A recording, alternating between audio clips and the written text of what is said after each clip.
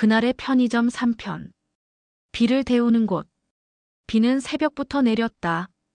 편의점 차양막 끝에서 물방울이 규칙적으로 떨어졌다. 한 방울, 또 한 방울. 그 소리 사이로 유리문 자동 센서가 살짝 떨며 열렸다 닫혔다. 문이 열릴 때마다 따끈한 어묵 국물 냄새와 갓 분쇄한 원두향이 섞여 좁은 가게를 한 바퀴 돌았다. 나는 계산대 앞 고무 매트를 정리하고 어젯밤에 빼먹은 작은 스티커를 라면 진열대에 붙였다. 가격표는 늘 10원 단위에서 마음이 흔들린다. 동네 어르신이 하는 말이 떠올랐다. 10원도 돈이요. 그래서 나는 10원을 깎아준다는 말은 못하고 10원을 더 아끼게 붙여드린다는 말로 대신한다. 말 덕에 사람도 가격표도 둥글게 선다. 첫 손님은 늘 그렇듯 새벽 신문 배달하는 정씨였다. 비옷을 털며 들어오더니 종이컵에 뜨거운 물을 받아 녹차 티백을 퐁당 떨어뜨렸다. 그는 컵을 두 손으로 감싸 쥐고 알루미늄 문손잡이를 한번 쓰다듬었다. 사장님, 이 문손잡이 반들반들하죠? 내가 닦고 들어온 줄 아세요? 비가 닦아주는 거요. 그 말에 나도 웃었다. 비가 닦아준다고 생각하니 밤새 묵은 일들이 다 씻겨나가는 느낌이 들었다. 정씨는 서너 모금의 차를 비우고 잔돈을 자판기 동전 구멍에 쏙 밀어넣고 나갔다. 그가 나갈 때 울리는 도어벨 소리는 오늘따라 조금 더 밝았다. 아침이 오자 학생들이 우산에 우산을 포개고 몰려들었다. 우산을 접으면서 매대에 물방울을 탁탁 털어대니 내가 말렸다. 얘들아, 우산은 매대 말고 저 파란 통에다가. 매대는 과자들의 집이야. 아이들 중에 삐죽머리를 한 여자아이 하나가 방울방울 젖은 교복 치맛자락을 손등으로 쓱 훑었다. 이름은 할인이었다. 그는 계산대 앞에서 몇 번이나 발을 바꾸며 망설이다 주머니에서 구겨진 스탬프 카드를 꺼냈다. 아저씨, 스탬프 이만큼 모으면 케이크 할인되죠? 할머니 생신이어서요. 근데 오늘은 삼각김밥 하나만 살게요. 괜찮죠? 괜찮지. 그럼 삼각김밥은 내가 데워줄까? 아니요. 할머니랑 나눠 먹을 거라 데우면 김이 축축해져요. 대신 젓가락 하나 더 주세요. 그 말을 듣는 순간 내 마음 어딘가에서 작은 종이배 하나가 툭 떠올랐다. 젓가락을 2개 넣어주며 작은 핫팩을 하나 슬쩍 봉투 속에 끼워 넣었다. 비 오는 날 손이 얼면 삼각김밥도 맛이 덜하다. 점심때가 가까워질수록 배달 기사들이 몰려왔다. 비는 그칠 기미가 없었다. 헬멧에서 떨어지는 물방울들이 바닥에 동그라미를 만들었다. 젖은 등판들이 허리를 굽히며 전자레인지 앞에 줄을 섰다. 누군가는 컵라면에 뜨거운 물을 붓고 뚜껑 위에 수저를 눌러 고정했다. 누군가는 어묵 국물을 종이컵 가득 받아 라면에 살짝 부었다. 나는 그 손놀림을 볼 때마다 사람마다 라면의 고향이 다르다는 생각을 한다. 그때 비옷을 허둥지둥 벗으며 들어오는 청년이 있었다. 헬멧 안쪽까지 흠뻑 젖었는지 머리카락이 이마에 찰싹 달라붙어 있었다. 이름표를 보니 준호였다. 숨을 고르지 못한 채 그는 폰을 들어보였다. 사장님, 보조 배터리 대여 아직 돼요? 핸드폰이 비 맞고 꺼졌어요. 결제해야 하는데. 나는 계산대 및 서랍에서 대여용 배터리를 꺼내 건넸다. 그리고 매대 한켠에 따로 숨겨둔 직원 전용 초코파이를 한 봉지 꺼내 그의 헬멧 위에 살짝 올려두었다. 결제 끝나고 꼭 돌려줘요. 그리고 이건 오늘만 직원 전용 말고 기사 전용. 준호는 웃다가 그 웃음이 무너지듯 잠깐 고개를 떨궜다. 오늘 아침에 엄마가 수육을 삶아뒀다고 톡을 보냈거든요. 그런데 비 때문에 점심도 못 들를 것 같아서요. 이 초코파이로 오늘 점심 대신해야 하나 싶었는데 덕분에 괜찮을 것 같아요. 그는 헬멧을 다시 쓰며 두 손으로 내게 허리 숙여 인사했다. 도어벨이 울릴 때 어묵 냄새가 그의 뒤를 따라가듯 문틈으로 빠져나갔다. 한낮 잠깐 바람이 눅눅함을 뒤집어 놓을 때쯤 문이 또 열렸다. 검은 장우산 끝에 고여있던 물이 한 번에 주르륵 떨어졌다. 우산을 접고 들어온 사람은 박노인이었다. 갈색 카디건, 보풀을 한가득 세상으로 보여준 어깨. 그는 늘 그렇듯 어묵 3개를 꼬치째 종이컵에 꽂아놓고 한쪽 벽의 긴 의자에 천천히 앉았다. 박 어르신, 오늘은 국물 더 진하게 우렸어요. 뜨겁습니다. 나는 종이컵을 그의 손에 건넸다. 그는 컵을 받아들고 눈을 지그시 감았다. 국물에서 올라오는 김이 얇게 그의 안경을 흐리게 했다. 이 의자, 내가 만든 거요. 그는 늘 같은 말을 했다. 나는 늘 같은 대답을 했다. 그럼요. 어르신이 만든 의자라서 손님들이 오래 앉아도 삐걱거리지 않지요. 삐걱하더라도 괜찮지. 사람 사는 소리니까. 나는 웃었고 박 노인의 눈가에도 웃음이 잡혔다. 그는 국물을 한 모금 들이키고 말없이 창밖을 보았다. 비는 여전히 내리고 지나가는 차 타이어가 물웅덩이를 헤집으며 길 위로 물의 비늘을 흩뿌렸다. 그때 계산대 옆 과자 코너에서 바스락 소리가 났다. 마치 누군가 숨을 고르는 소리 같았다. 시선을 돌리니 후드티를 눌러 쓴 중학생쯤 되어 보이는 남자아이가 있었다. 그는 손에 잡고 있던 초콜릿을 다시 과자 선반에 쓱 밀어 넣었다가 힐끔 나를 보고는 또 꺼냈다. 그리고는 주머니 쪽으로 손을 가져갔다. 나는 일부러 크게 기침을 했다. 아이가 놀라고 초콜릿은 다시 선반에 들어갔다. 나는 천천히 걸어가 아이의 옆에 섰다. 아이는 눈을 동그랗게 치켜뜨더니 고개를 푹 숙였다. 그때 나는 아이의 운동화 끈이 한쪽만 풀려 어지럽게 끌리는 걸 보았다. 신발끈 먼저 묶자. 비 오는 날 넘어지면 크게 다친다. 아이의 시선이 내 손목을 따라 내려왔다가 다시 올라왔다. 그는 조심스레 신발끈을 묶었다. 나는 과자 선반에서 그 초콜릿을 꺼내 계산대로 데려갔다. 그리고 종이와 매직펜을 꺼냈다. 여기. 알바표를 하나 만들자. 알바요? 그래. 오늘은 손님 안 밀릴 때 과자 진열을 같이 해줄래? 대신 초콜릿은 알바비로 가져가. 현금으로 주면 엄마가 혼내실 수도 있잖아. 아이는 조금 망설이더니 고개를 끄덕였다.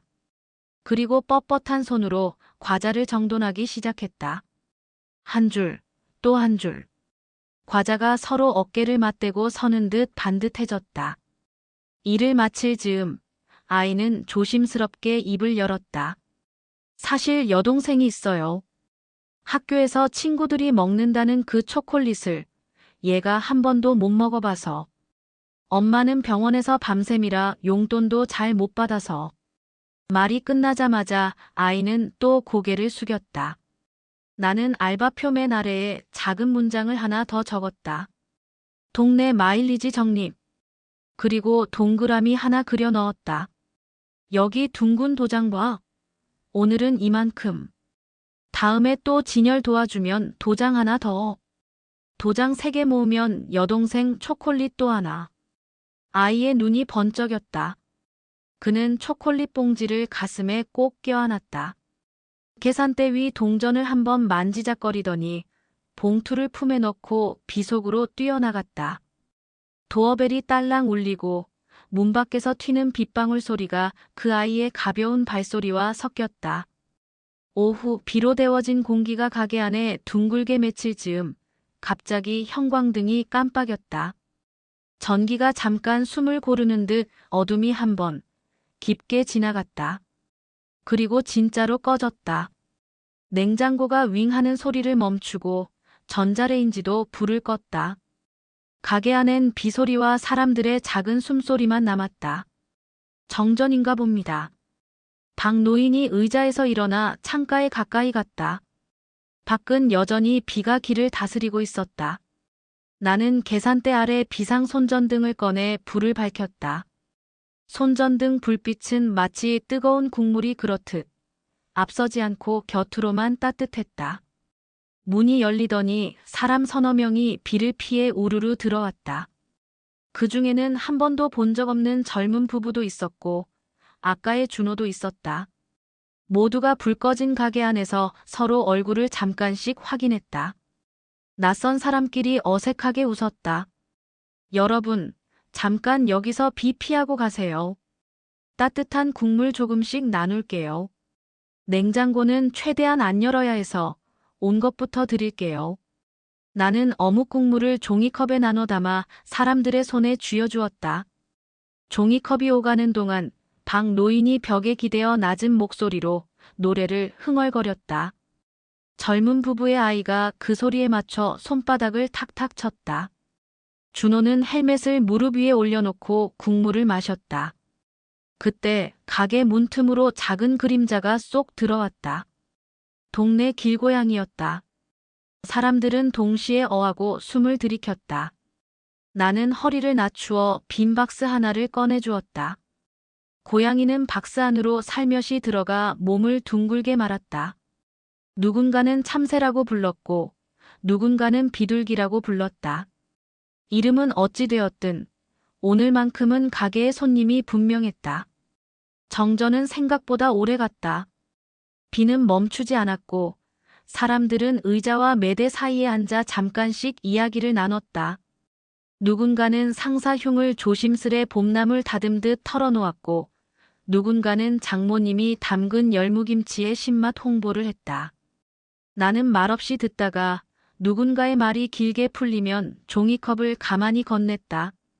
종이컵이 말줄임표처럼 이야기를 부드럽게 끊어주었다. 조금 뒤 박 노인이 내게 손짓했다. 그는 가느다란 비닐봉지를 건넸다. 안에는 오래된 양철 캔의 뚜껑을 따고 남은 은색의 딱지들이 잔뜩 들어있었다. 예전 음료 뚜껑을 따던 그 고리들. 그는 그걸 매만지며 말했다. 옛날에는 이걸로 바람종 많이 만들었지. 문 앞에 달아두면 비 오는 날 소리가 곱다오. 손님 들어올 때마다 소리로 먼저 인사하지. 나는 봉투를 받아 두 손으로 눌러 가슴에 붙였다. 가게 문 앞 도어벨 위쪽에는 낡은 못이 하나 덩그러니 박혀 있었다. 오늘 밤 시간이 허락한다면 그곳에 바람종을 달아야지. 비 온 뒤 첫바람에 울리는 소리를 이 가게의 첫 새소리로 삼아야지. 몇 시간 뒤 전기가 돌아왔다. 형광등이 다시 하얀 숨을 쉬었다. 냉장고가 기다렸다는 듯 윙 소리를 냈다. 사람들은 안도의 한숨을 내쉬었다. 젊은 부부는 아기에게 작은 손수건을 덮어주고 준호는 다시 헬멧을 썼다. 정전이 끝나는 순간 모두가 자기 자리로 돌아갈 준비를 하는 듯 했다. 잠깐만요. 나는 계산대 아래에서 색색의 메모지 묶음을 꺼냈다. 그리고 벽 한쪽 빈 공간에 붙였다. 맨 위에 작은 글씨로 썼다. 동네 작은 약속판. 그 아래에 나는 첫 번째 메모를 붙였다. 비 오는 날 모르는 누군가에게 뜨거운 라떼 한 잔. 서명은 어젯밤 어묵 국물 덕 본 사람.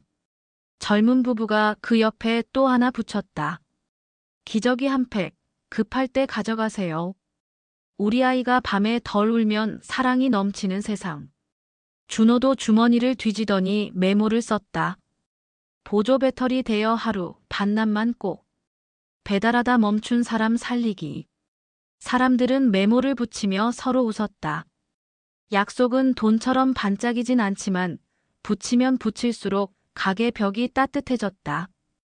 박 노인은 메모지 대신 작은 모래시계를 꺼냈다. 쇠틀의 유리로 된 오래된 시계였다. 그는 그걸 계산대 위에 조용히 올려놓았다. 시간도 나눠 쓰자고. 화내기 전에 이걸 한번 뒤집어. 모래가 다 떨어질 때까지는 말이 달라지더라고. 그날 저녁 한동안 보이지 않던 아이가 다시 왔다. 후드티 모자는 벗어 있었다. 비는 약해졌고 아이의 머리카락엔 작은 물방울이 몇 개만 남아 있었다. 그는 계산대 앞에서 동전을 꺼내 놓았다. 아저씨 오전에 그 초콜릿가 드리려고요. 조금 모았어요. 나는 아이가 내민 동전을 천천히 모아 손바닥에 올렸다. 반짝반짝 새 동전도 있었고 낡아 무늬가 엷어진 동전도 있었다. 모든 동전이 오늘 하루의 이야기를 한 번씩 품고 온 듯했다. 나는 아이의 손을 살짝 밀어 메모판 앞으로 데려갔다. 저기 봐. 누군가가 아까 붙이고 갔어. 아이의 시선이 한 메모에 멈췄다. 오늘의 너에게 내일의 초콜릿 하나. 미리 결제. 사인은 그때의 나. 아이는 메모지를 천천히 읽더니 입술이 조금 떨렸다. 그 떨림은 울음 같기도 했고 웃음 같기도 했다. 그는 동전을 다시 주머니에 넣었다. 그럼요, 나중에 동생이랑 둘이 와서 메모에 답장도 붙여도 될까요? 그럼. 그게 여기 규칙이야. 받은 만큼, 아니 그보다 조금만 따뜻하게. 밤은 조용히 내려앉았다. 가게 조명은 낮보다 부드러워 보였다. 손님이 뜸해지자 나는 박 노인이 준 은색 딱지들을 꺼내 낚싯줄에 꿰기 시작했다. 서로 맞닿는 부분이 너무 시끄럽지 않게 적당한 간격을 두었다. 매듭을 묶다가 손가락 끝이 조금 아려왔지만 그 아림 또한 살다 보면 필요한 종류의 감각이라 생각했다. 문 위에 바람종을 달자 작은 금속들이 서로를 살짝 부딪혔다. 딸랑딸랑. 어딘가 멀리서 오는 새벽 버스의 기척 같은 소리였다. 나는 그 소리가 마음에 들었다. 누군가 문을 열기 전 먼저 조심스레 인사하는 소리. 오늘의 비를 데우는 소리. 그때 할인이 다시 문을 열고 들어왔다. 그는 젖은 교복 대신 민트색 집업을 입고 있었다. 손에는 작은 태블릿이 들려 있었다. 아저씨, 혹시 와이파이 비밀번호. 말해 뭐해. 비밀번호는 따뜻한 국물. 할인은 깔깔 웃었다. 그는 태블릿으로 무언가를 두드리더니 화면을 보여주었다. 사진 속에는 손때 묻은 작은 케이크와 그 앞에서 환하게 웃고 있는 할머니가 있었다. 촛불은 3개, 아니지, 말 그대로는 촛불 몇 개. 할머니의 주름은 깊은 산줄기 같았고 눈빛은 그 사이를 흐르는 맑은 물 같았다. 아까 준 핫팩 덕분에 할머니 손이 빨리 녹았어요. 그래서 케이크도 잘 자르시고. 이거 고맙다는 뜻으로요. 할인은 케이크 모형 키링을 하나 꺼내 내게 건넸다. 작은 플라스틱 케이크 위엔 손톱만 한 딸기가 올라가 있었다. 나는 그걸 계산대 옆에 달았다. 바람종 아래 케이크 키링이 살짝 흔들렸다. 바람이 불면 딸기도 고개를 끄덕일 것이다. 밤이 깊어가자 손님은 더 뜸해졌다.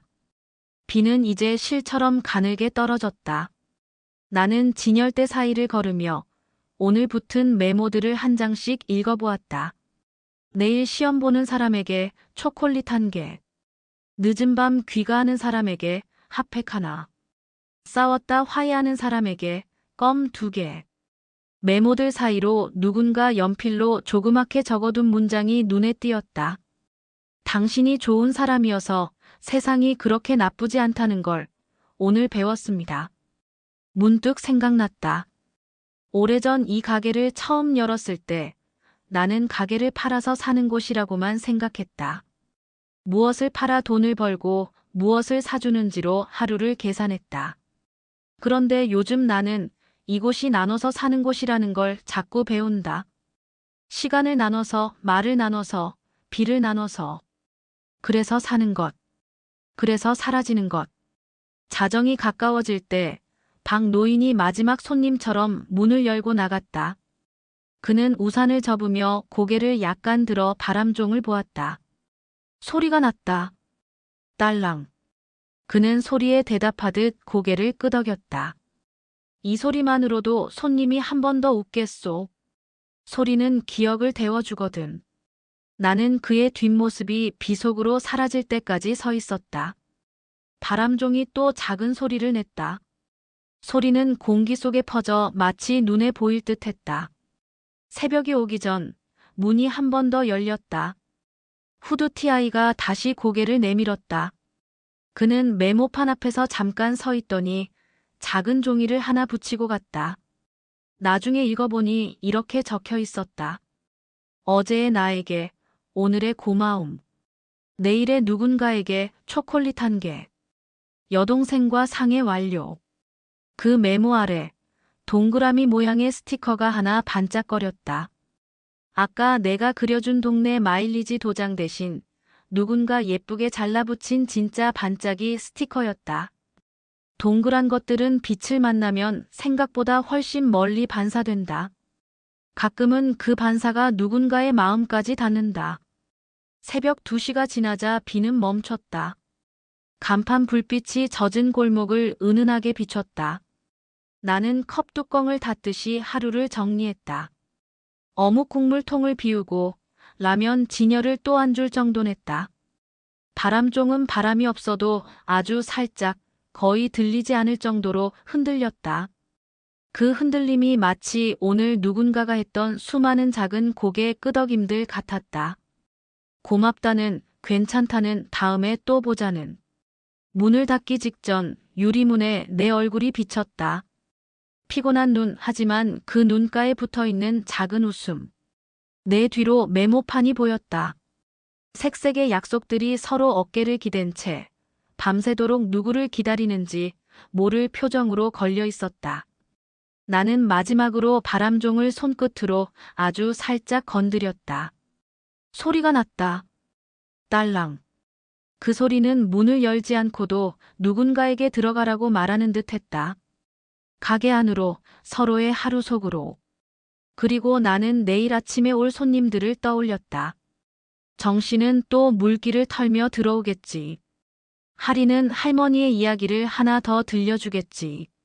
준호는 보조 배터리를 반납하며 엄마가 삶아준 수육 이야기를 마저 해주겠지. 박노인은 바람종 소리를 칭찬하며 의자에 앉아 국물을 마시겠지. 후드티 아이는 동전 대신 웃음을 꺼내겠지. 그 웃음은 아무데나 잘 어울릴 것이다. 그리고 나는 그 웃음을 가게의 어딘가에 진열해 둘 것이다. 가장 잘 보이는 곳, 가장 먼저 손이 닿는 곳. 편의점은 그렇게 비를 데우는 곳이 되었다. 젖은 어깨를 말리고, 젖은 마음을 말리고, 젖은 말들을 다시 펴서 접는 곳. 누군가는 여기서 시간을 사고, 누군가는 여기서 시간을 번다.